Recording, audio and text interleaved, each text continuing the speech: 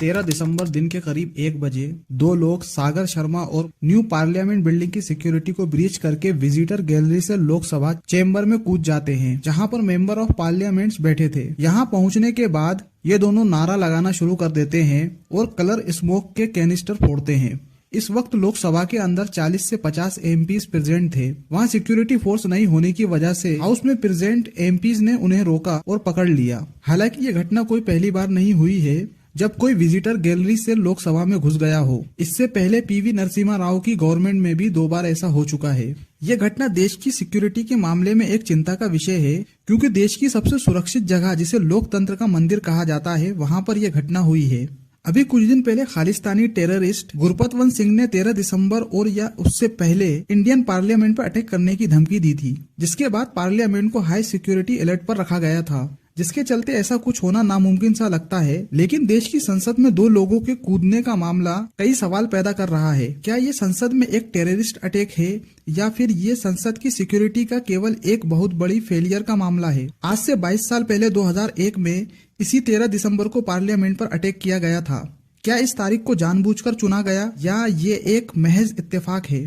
इस बात का खुलासा तो इन्वेस्टिगेशन रिपोर्ट आने के बाद ही होगा। इस घटना के बाद इन दोनों आरोपी और इनके 3 और साथियों को अरेस्ट कर लिया जाता है और इनके ऊपर UAPA unlawful activity prevention act के तहत केस बुक कर दिया जाता है। लेकिन सवाल ये उठता है कि दुनिया के मोस्ट सिक्योर जगह में से एक इंडियन पार्लियामेंट में ऐसी घटना कैसे हुई? देखिए, इसके लिए हमें जानना होगा कि पार्लियामेंट में किस तरीके से सिक्योरिटी प्रोवाइड की जाती है। According to 2010 parliamentary security service manual, पूरे पार्लियामेंट परिसर की जिम्मेदारी लोकसभा सचिवालय के एडिशनल सिक्योरिटी की होती है और पार्लियामेंट सिक्योरिटी के 2 पार्ट होते हैं। पहले पार्ट में राज्यसभा और Lok Sabha chamber, lobby, gallery, central hall, member of parliament waiting room, corridor and committee chambers की सुरक्षा की जिम्मेदारी पार्लियामेंट्री सेक्रेटरी सर्विस के पास होती है। वहीं दूसरे पार्ट में पार्लियामेंट का बाहरी एरिया और पार्लियामेंट की दीवारों से लगा एरिया की सिक्योरिटी के लिए पार्लियामेंट सिक्योरिटी सर्विस इसके लिए दिल्ली पुलिस की मदद लेती है और जरूरत पड़ने पर दूसरी फोर्सेस और पार्लियामेंट्री फोर्स की मदद ली जाती है,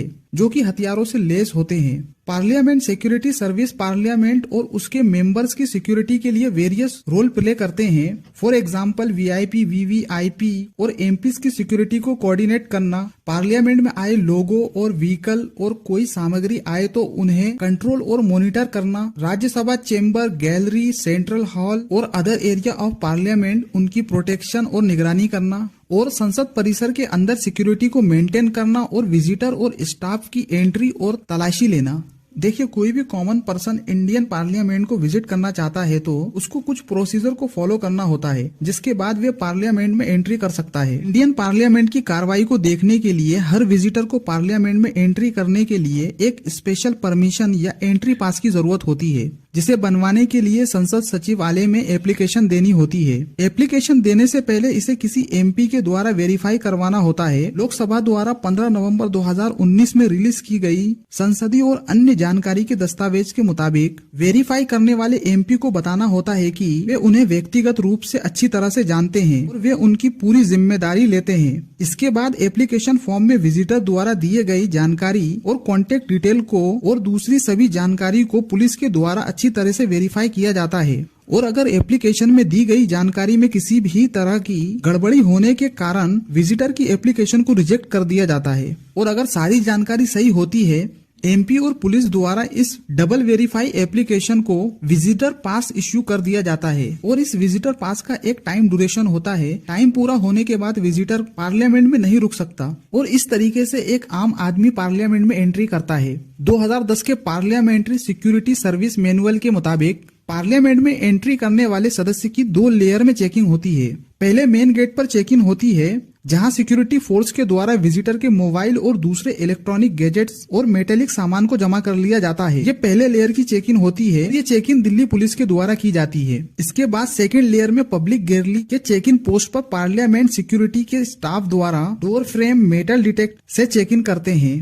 इन सब के अलावा इस लेयर में विजिटर द्वारा दिखाए गए विजिटर पास को क्रॉस वेरीफाई करते हैं और पार्लियामेंट के सारे रूल एंड रेगुलेशन बताए जाते हैं कि उन्हें क्या करना है और क्या नहीं करना है। अब सवाल ये है कि जब इंडियन पार्लियामेंट की सिक्योरिटी इतनी टाइट है तो फिर इन दोनों ने ऐसा कैसे करा, किस तरह कलर स्मोक कनिस्टर को लेकर अंदर घुसे। असल में इन दोनों विजिटर को विजिटर कार्ड मैसूर सीट से MP प्रताप सिम्हा के रेफरेंस पर मिला था। इस घटना के बाद MP सिम्हा का कहना है कि वो मनोरंजन डी के पिता को जानते थे और उनके कहने पर उन्होंने मनोरंजन डी और उनके साथियों को न्यू पार्लियामेंट को देखने के लिए विजिटर पास इश्यू कराया था। पुलिस पूछताछ में मनोरंजन डी ने बताया कि इससे पहले भी वे एक बार पार्लियामेंट को बजट सेशन के दौरान विजिट कर चुके हैं। इससे पहले की विजिट में वो पार्लियामेंट की सिक्योरिटी प्रोसेस को जान चुका था कि कैसे चेक इन होती है और उसने ये भी देख लिया था कि सिक्योरिटी चेकिंग में शूज की चेकिंग नहीं होती है और इसी का फायदा उठाकर वो और उसके साथी ने जूते में स्मोक कनिस्टर को छुपाकर पार्लियामेंट में घुस गए। लेकिन यहाँ दूसरा सवाल ये है कि पार्लियामेंट में मौजूद डोर फ्रेम डिटेक्टर के द्वारा इसे डिटेक्ट क्यों नहीं किया गया। इस पर वी पुरुषोत्तम राव, जो कि फॉर्मल ऑफिसर पार्लियामेंट सिक्योरिटी हैं,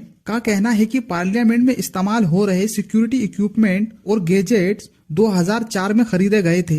इससे इस बात की संभावना है कि 19 साल पुराने गैजेट में मेल फंक्शनिंग हो गई हो। इसके अलावा पुरुषोत्तम राव का कहना है कि साल 2001 के अटैक के बाद deputy speaker of the Lok Sabha recommendation committee ने यह रिकमेंड किया था कि विजिटर गैलरी में बुलेट प्रूफ गिलास को इंस्टॉल किया जाए, लेकिन 20 साल से ज्यादा हो जाने के बाद भी आज तक ऐसा नहीं किया गया और अगर ऐसा किया गया होता तो ये घटना नहीं होती।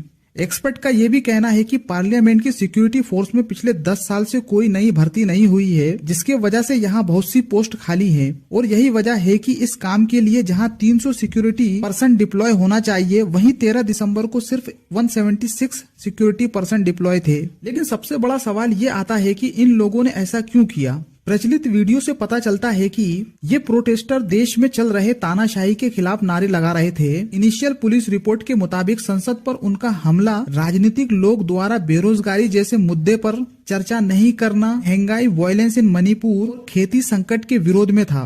ये लोग चाहे वे कितने भी क्रोधित क्यों न हो, लेकिन उनका इरादा किसी को नुकसान पहुंचाना बिल्कुल नहीं था। उन्हें सिर्फ अपनी नाराजगी जाहिर करनी थी सरकार के खिलाफ। इंडियन एक्सप्रेस के रिपोर्ट के मुताबिक 33 वर्षीय मैसूर के मनोरंजन डी एक इंजीनियरिंग ग्रेजुएट हैं। IT फर्म में उनकी जॉब छूट गई और अब वे खेती में अपने पिता की मदद करते हैं। दूसरे 25 वर्षीय सागर शर्मा एक कारपेंटर के बेटे हैं, जिसने वीक फाइनेंशियल कंडीशन होने की वजह से 12वीं के बाद पढ़ाई छोड़ दी थी। 25 वर्षीय अनमोल शिंदे इंडियन आर्मी ज्वाइन करना चाहते थे, लेकिन कई बार कोशिश करने के बावजूद नहीं सिलेक्ट हो पाए। बड़ा सवाल ये है कि क्या निराश लोगों के इस ग्रुप के खिलाफ सेंट्रल गवर्नमेंट के द्वारा UAPA लगाना सही है और रियलिटी में क्या ये इस प्रॉब्लम का सोल्यूशन है।